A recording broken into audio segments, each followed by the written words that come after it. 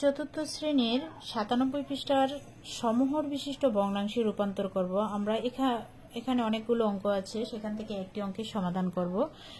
5/3, 4/3, 10/7 এই তিনটা ভগ্নাংশকে সমহর বিশিষ্ট ভগ্নাংশে রূপান্তর করতে বলা হয়েছে। তাহলে প্রথমে আমরা কি করব, এখানে ভগ্নাংশের হর হচ্ছে 5, 4 এবং 10। প্রথমে ভগ্নাংশের হরগুলোর লসাগু করব।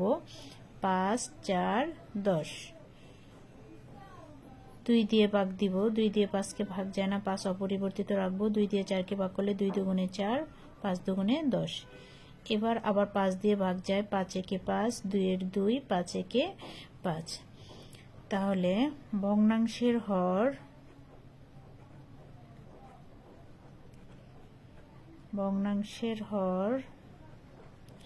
5, 4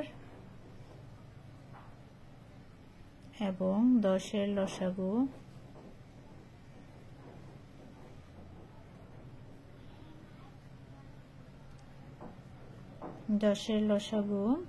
5 দুগুণে 10, 10 দুগুণে 20, লসাগু হচ্ছে 20।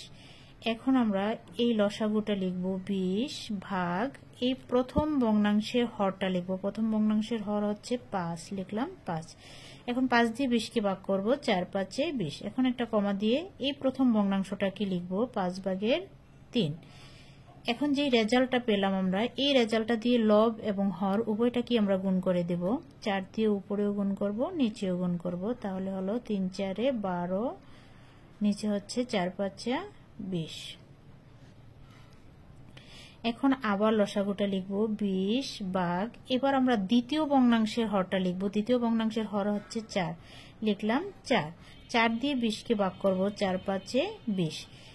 এখন আমরা দ্বিতীয় ভগ্নাংশটাকে লিখব 4/3।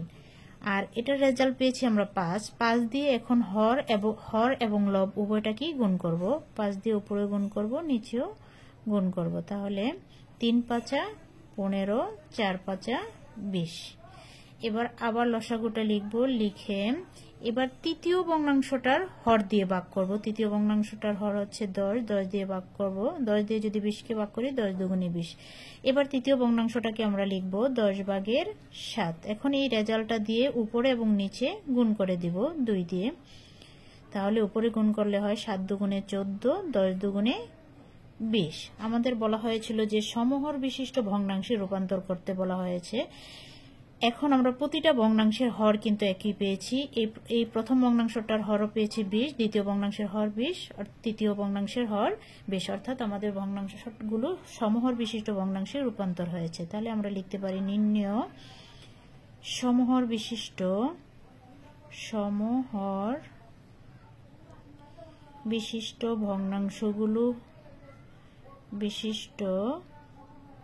ভগ্নাংশগুলো